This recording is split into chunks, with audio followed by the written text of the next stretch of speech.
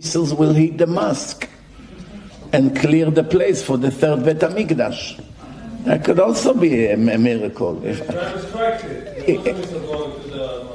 it was up to me, the last time when they shot hundreds of missiles, I would pretend that one missile came from Iran and shoot it down. You know, then all the Arabs will go against Iran, and it will be the end of the problems. You make them fight with each other, this bunch of lunatics. Never too late. You deal with a bunch of cowards. Hi everyone, welcome back to my channel.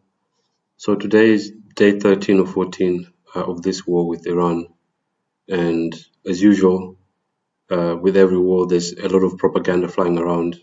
For instance, we heard President Trump lie with a straight face as he was facing cameras, talking to the media, stating that there was this school that was bombed in Iran, and I think it was 175 school children were killed, as well as teachers.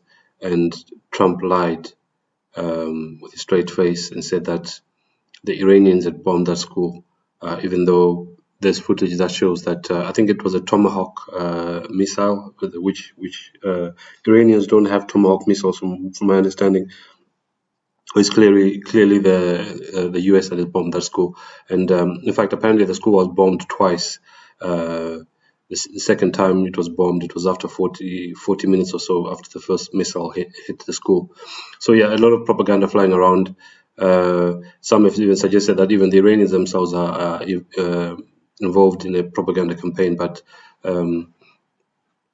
like Winston Churchill said on this quote here, he said, "In war, truth is often the first casualty."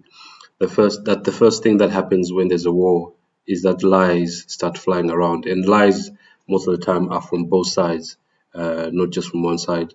But of course, this is not to say that Winston Churchill was a good person. Winston Churchill is known to have been a Druid who was actually involved in the events that led to the sinking of the I was about to say the Titanic, no, the Lusitania, which was a planned event. The ship was sunk by Germans, but I believe it was an American ship that was carrying civilians, but also was carrying ammunition and weapons. And the Germans sank it knowing that there was ammunition and weapons on the ship, and that it was a threat to the Germans. Winston Churchill was involved in that event, which led to the US getting involved in World War I, and the protection. So the Lusitania was supposed to have protection, but all the boats that were supposed to be protecting the Lusitania were removed, and it was struck with a torpedo. Now I'm saying all this from memory, but if you want to learn a bit more about that, you can read a book called The Secret Terrorist by Bill Hughes. I believe he mentions that event in his book, which is it's in my top 5 books to read. Very, very good book. So yeah, just moving on to the next thing. In fact, before we move on, you saw the video of this this Jewish man, this European Jew, who said that there may potentially be a false flag event which would lead to the destruction of the Al-Aqsa Mosque, sometimes referred to as the Dome of the Rock, rather. But that if the Al-Aqsa Mosque was destroyed, potentially what could happen is the Israelis could destroy that mosque and then blame it on the Iranians, because of course the Jews in Israel want to rebuild the temple from which they want to conduct sacrifices, because of course they don't believe in Jesus, and they don't believe that Jesus is the ultimate sacrifice. So and I'm not saying I'm in agreement with this man that this will definitely happen with this war that started with Iran, but potentially that could happen, and it has been predicted for decades that is a potential. There's potential that might actually happen, because this Alaska mosque is in the same place where the Jews want to build the third temple. Remember that the Jewish temple was destroyed twice. The first temple that was destroyed was Solomon's temple, and it was destroyed by the Babylonians. I don't have a date for that, but the second time it was destroyed was in AD 70, which Jesus prophesied in Matthew 24. At the very beginning of Matthew 24, it prophesied that the temple would be destroyed. So yeah, that could be. Remember that these people that rule the world, when they plan these events, like whether they're false flag events or terrorist events, they normally have, there's an expression in English where they say hitting two birds with one stone, where they like to hit several birds with one stone. They have many goals that they can achieve with one event. So perhaps the destruction of this Alaska mosque in Jerusalem could be one of the reasons why this war has been started. But I just wanted to share something with you which kind of also adds weight to the premise that this war with Iran could be a staged event. I actually wanted to say, before I read this, I wanted to say that even World War I, for those who have done their thorough research in terms of reading out of print history books and banned books, you'll find that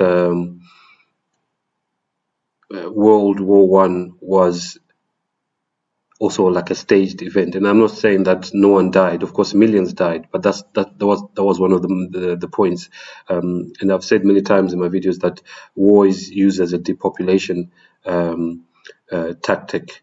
Is this same with World War II? And in fact, there are books that have been written which say that these wars could have ended much earlier, but they were made to continue unnecessarily with the loss of many lives. For instance, there was a very beautiful city called Dresden in Germany, which was known to be inhabited by many Protestants. Bearing in mind that parts of Germany were Protestant and some were Catholics, but Dresden was known to be Protestant, and it was bombed and destroyed. And there are books that have been written about this, and even documentaries that have been done about this. So yeah, Dresden was destroyed. Not just Dresden, but even there were towns and cities in England that were also bombed by the Nazis as well under Hitler. So bear in mind that wars are also fought to kill Protestants and to kill those who are deemed to be enemies of the papacy.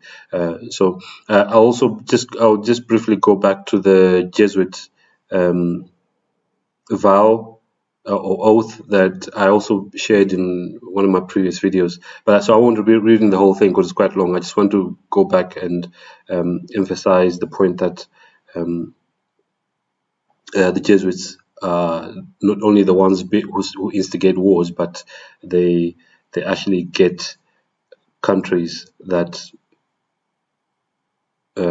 previously lived in peace to fight each other. So anyway, here this is a book called History of the Jesuits, Volume 1 by Andrew Steinmetz, and this is a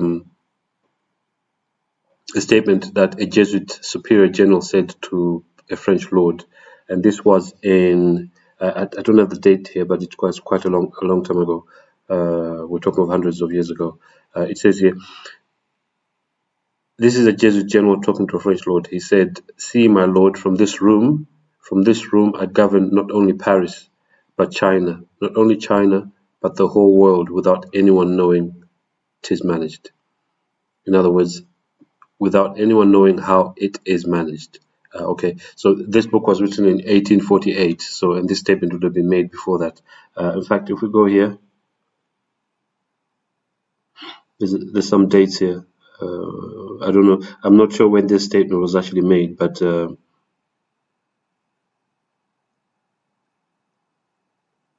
Yeah, we're talking of hundreds of years ago. So if the Jesuit general, and for those who don't know who the Jesuit general is, he's the leader of the Society of Jesus, commonly called Jesuits. And of course, the name Jesus was given to the Society of Jesus by Protestants as a derogatory term, but they actually embraced it. So he's the leader because of the Jesuits, and the Jesuits are like they are a military order of the Catholic Church. Okay, and they normally dress in black, and that's why the Jesuit general is called the Black Pope. It does not mean he's African. It just means that he normally wears black, and he believed by many to be the most powerful man in the world. Of course, I do talk about the Jesuits quite a lot, but it does not mean that they're the only ones who are involved in running the world or orchestrating events. But from my research, I found that they're the most powerful. They are the most powerful organization in the world. Of course, they were created as well to destroy Protestantism. So they are the greatest threat to humanity. And so, yeah, that's moving on to the next thing. There's someone here who said, I believe this was on X, posted on X.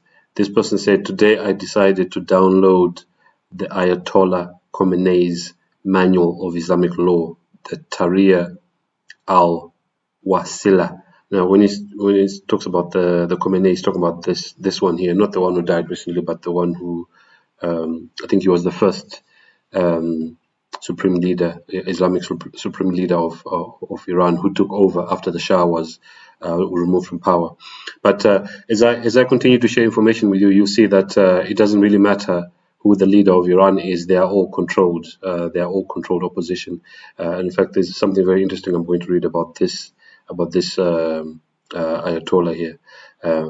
So this man, Drew Pavlou, says on page 229, volume 3, written by this Ayatollah Khomeini, he said, intercourse with a woman is not allowed unless she attains the age of 9 years, regardless whether the marriage is permanent or temporary. And they're referring to children of 9 years old as women.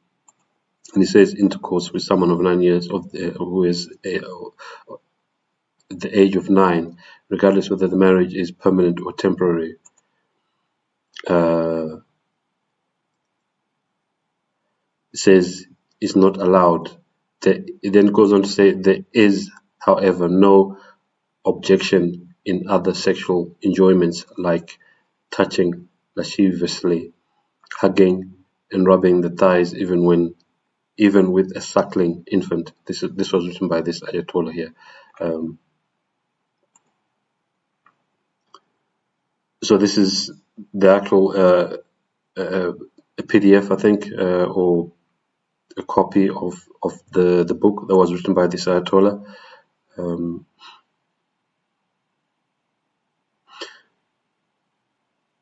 It says problem number 12. Intercourse with a woman is not allowed unless she attains the age of 9 years, regardless whether the marriage is permanent or temporary.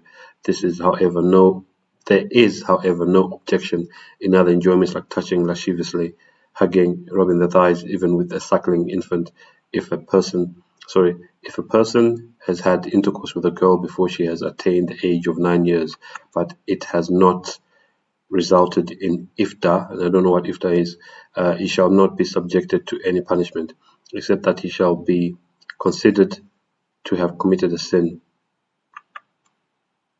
Okay, I won't read the rest of that. You can, stop the video and read the rest of that for yourself. So yeah, let me show you the very interesting information that I wanted to share with you about this Ayatollah Khomeini.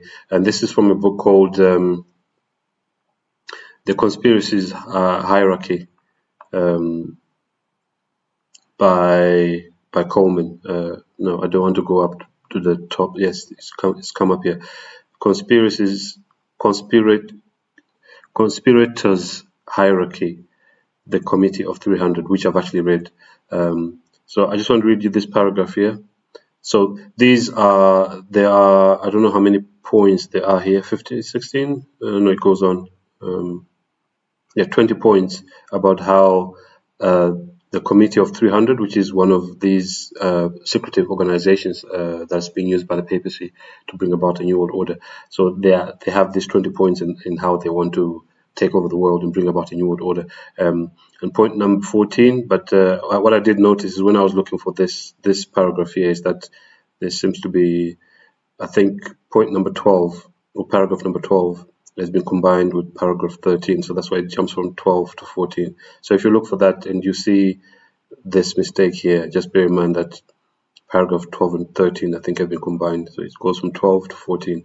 So paragraph 14, which is what I want to share with you, says to press for the spread of religious cults such as the Muslim Brotherhood, Muslim fundamentalism, the Sikhs, and to carry out experiments of the Jim Jones and Son of Sam type of murders.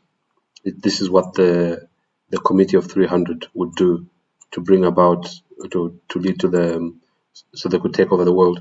It is worth noting that the late Ayatollah Khomeini was a creation of British intelligence, military intelligence division 6. You see that? That Ayatollah that I was just talking about earlier, it says he was a creation of British intelligence, military intelligence division 6, commonly known as MI6, as I reported in my 1985 work, What Really Happened in Iran. So I think this is another, it's either a book or an article written by this same author, where he says that the Ayatollah Khomeini was a creation of the British government, basically, through MI6. So it doesn't really matter who takes over in terms of being taking over the leadership in Iran. They are all controlled opposition, including the son of the Shah, Reza Pahlavi, who is already behaving like he's the president or prime minister of Iran, making videos and telling Iranians what to do and to go on the streets and protest and all this stuff. They are all controlled opposition. Let's just go back to a slideshow. So something else that's interesting, this is the parliament building in Iran, and it's built in the shape of a pyramid, and it has 33 windows. Yeah, so this man here says Iran participated in COVID theater, which I like to call scamdemic. I like to call the pandemic the scamdemic, and this is a good reminder because sometimes we're quick to forget that Iran also took part in this scam, pretending like there was a pandemic when there wasn't. Which just shows that Iran is not independent, but is under the control of the satanic cabal. It goes on to say Iran has 5G working towards 6G. Iran is working on incorporating cryptocurrency and digital ID laws, of which all these things, 5G, 6G, and cryptocurrency and digital laws, are not good. The war is predicated on religious prophecies shared by all three Abrahamic religions of the end times, and all three consider these end times as the era of return of their respective Messiah. The US, Israel, and Iran are all equally culpable. All three announcing strikes hours in advance on Twitter is not warfare. It is to give the illusion of warfare to those gullible enough to believe it. Every country marches in lockstep towards the same goals, tech and governance, if and when it means furthering your own enslavement. So all these things, the scamdemic, 5G, 6G, cryptocurrency, digital ID laws, this man is saying, and this war that's going on right now, which I believe is staged, just like World War I and World War II were staged events with or resulting in the loss of millions of lives, but yet, so lives are lost, like these kids that was killed in the bombings that happened in Iraq, and others. There have been other deaths as well, not just those. And of course, deaths on both sides, specifically Iran and Israel, of course, and in the neighboring countries as well. So they'll never break rank or give concessions in the benefit of the layman. And then this man also says people aren't ready to hear that Israel, America, and Iran are actually all working together, and they are. That may be hard to believe for some, but yeah, that's exactly what's happening. They're working together to artificially fulfill a Zionist doomsday prophecy to justify the global Great Reset. And it's not necessarily the Zionists who are behind this, it's the Catholic Church and the Jesuits. Okay, that's what the scriptures say. Someone else here called Dr. Tao Brown says you are about to see why the DOD, the Department of Defense, which actually changed its name to the Department of War, headed by Secretary of War Pete Hegseth.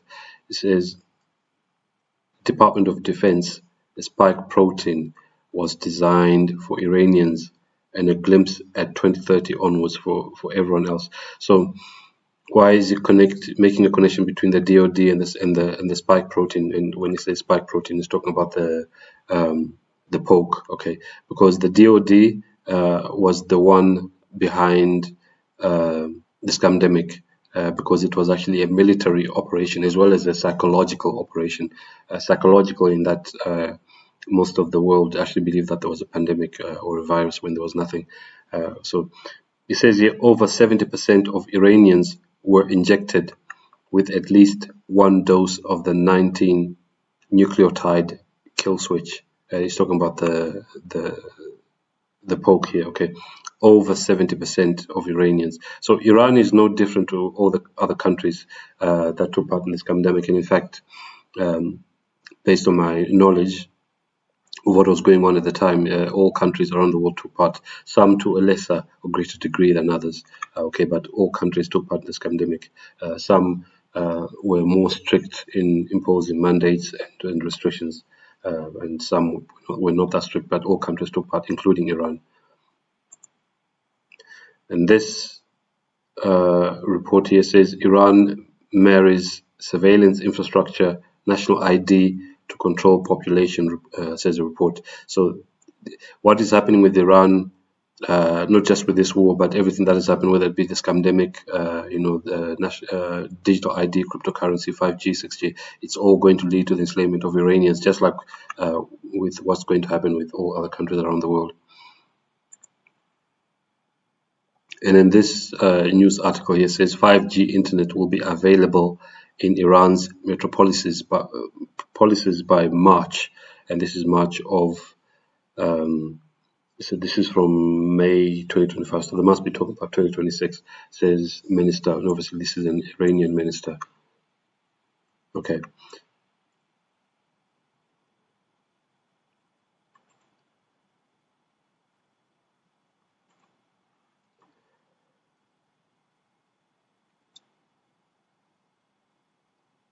Now, I want to share something interesting with you about Ayatollah Khomeini, who I spoke about earlier. He's the one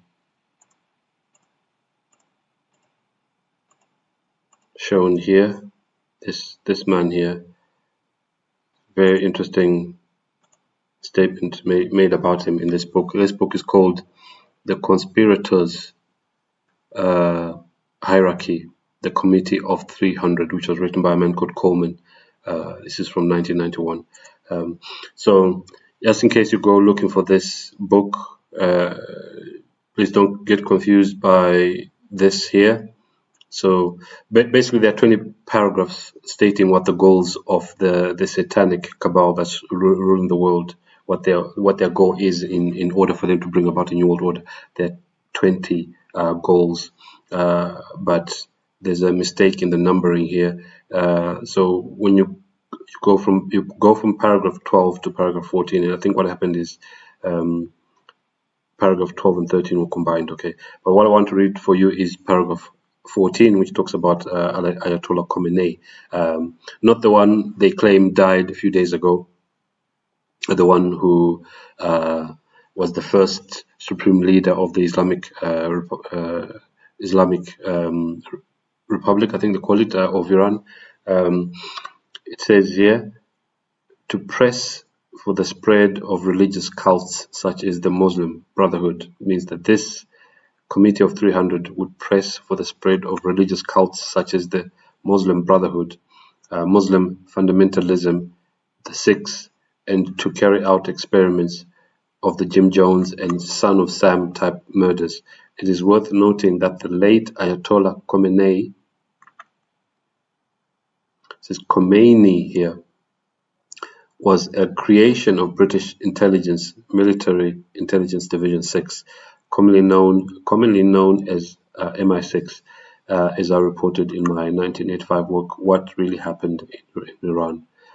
So, as Ayatollah, remember that the Shah of Iran was expelled, and when he left, the Ayatollah Khomeini then came in, and Iran became an Islamic Republic led by this supreme leader here.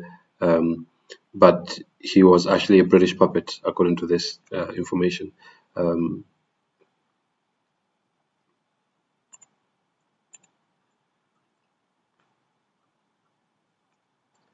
So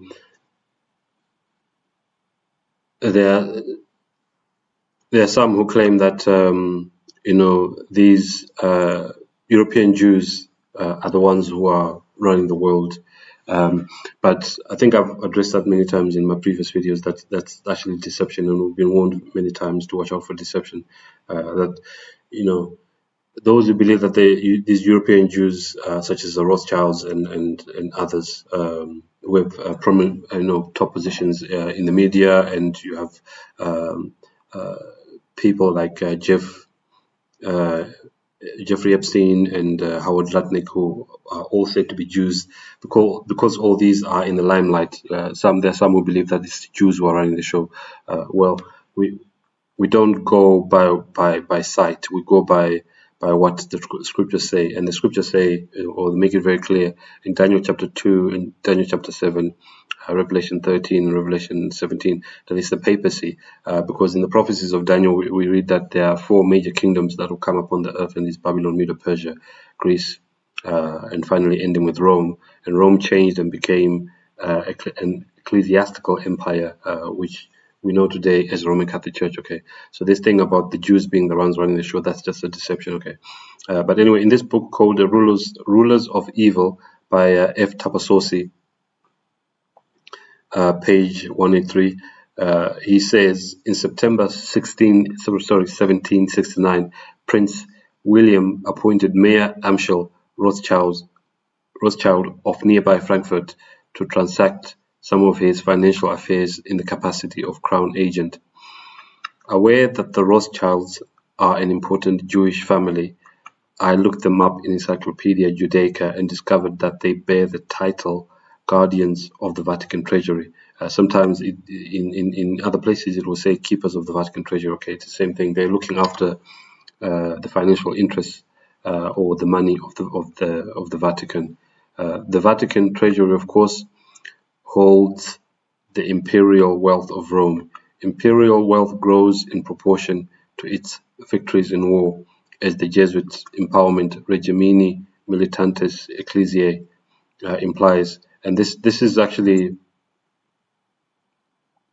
in reference to the Jesuits. Okay, Regimini is a regiment, Militantes is military, Ecclesiae is church. Okay,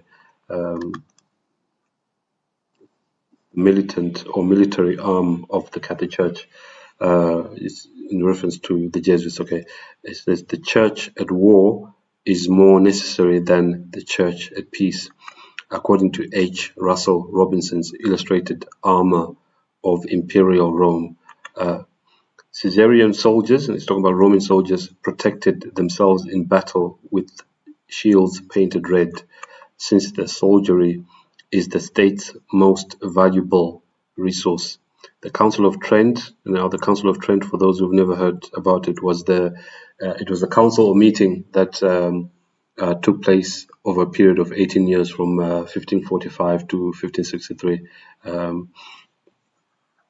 in which basically the point of the council was to decide how the Protestant Reformation was going to be dealt with by the Catholic Church, because it was a threat to the Catholic Church and almost led to the destruction of the Catholic Church. So this Council of Trent admitted this.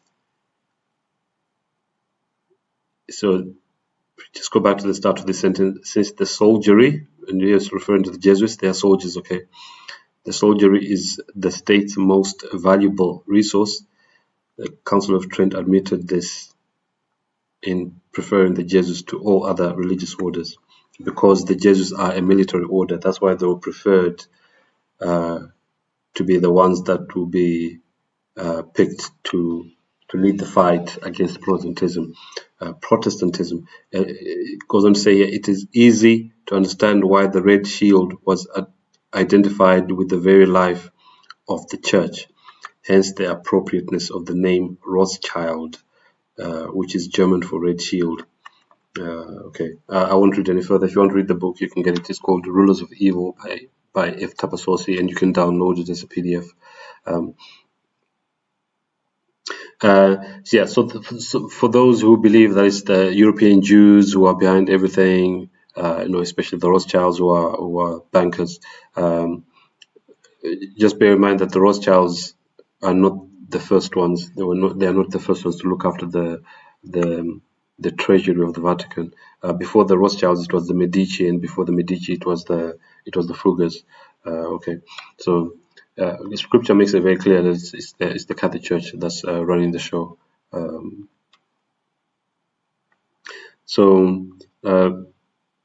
Something else I wanted to share is, I actually shared this I think in my last video when I was talking specifically about the issue of this war with Iran.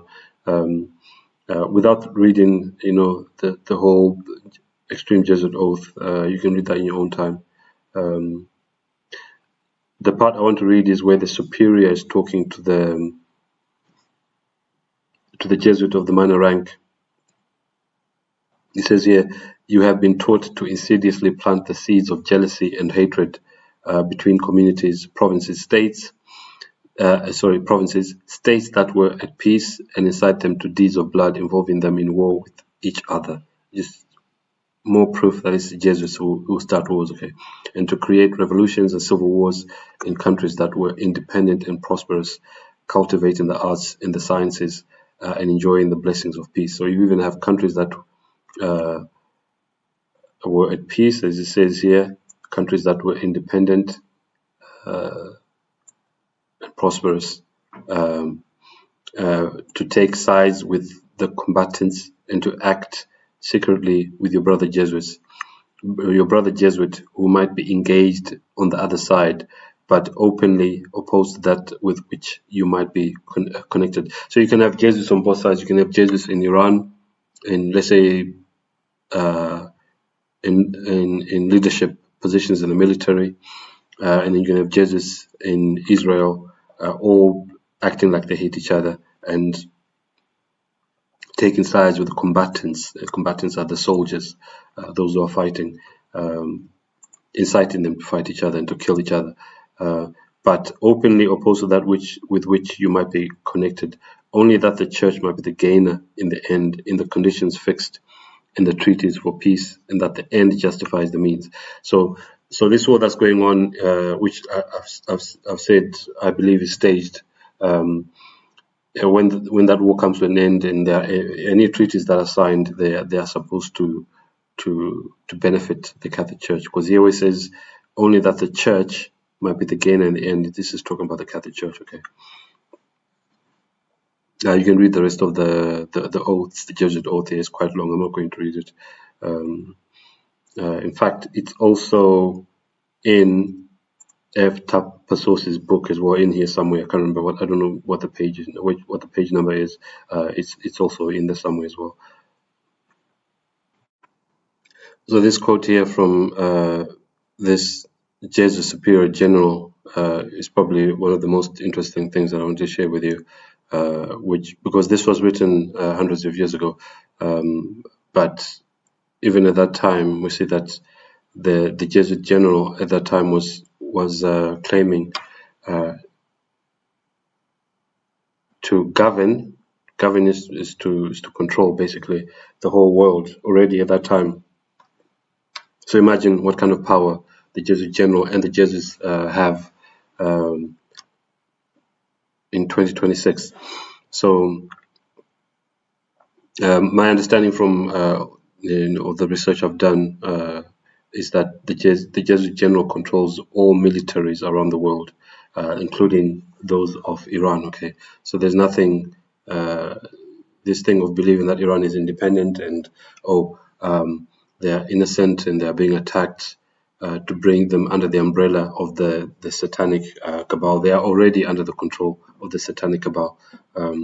So yeah, that's what I wanted to share with you. But I'll end by showing you a video of Pete Hegseth, who is the Secretary of Secretary of War, I think is his new title.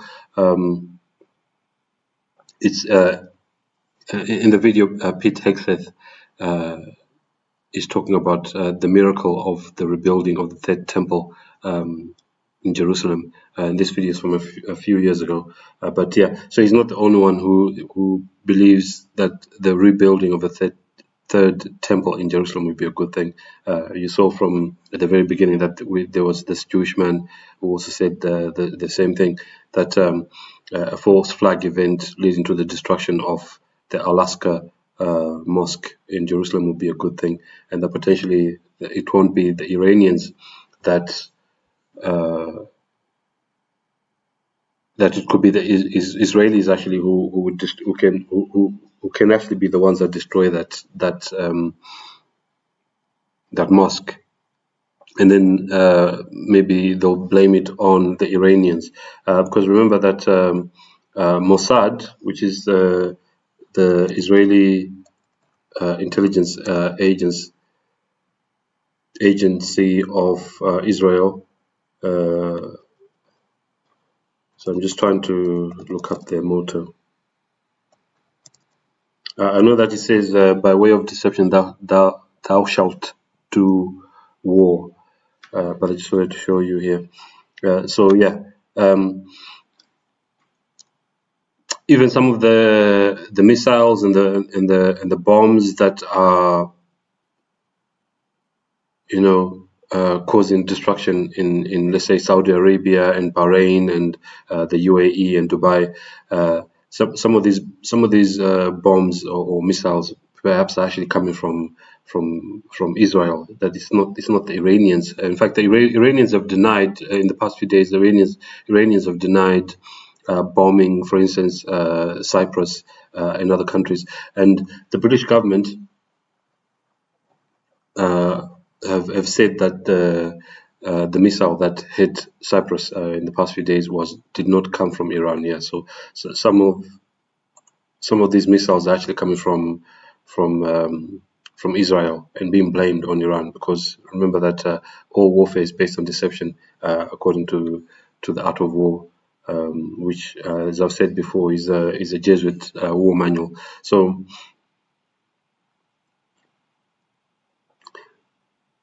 the motto of Mossad is, by way of deception, thou shalt do war. I wanted to show you here what it's in English, because this one here is in Hebrew. I wanted to show you what it looks like in English. It says here, by deception thou shalt do war, but actually the full quote or the full motto is, by way of deception thou shalt do war. But yeah, that's why I wanted. I'll end the video. I hope it was a blessing to you, and maybe you'll learn something new from it. Thanks for watching the video, and I'll see you on the next one. And today, Jennifer and I and others had a chance to go see the Western Wall of the Temple Mount, the Western Wall tunnels, so much of the old city. And as you stand there, you can't help but behold the miracle before you. And it got me thinking about another miracle that I hope all of you don't see too far away. Because 1917 was a miracle. 1948 was a miracle. 1967 was a miracle. 2017, the declaration of Jerusalem as the capital, was a miracle. And there's no reason why the miracle of the reestablishment of the temple on the Temple Mount is not possible.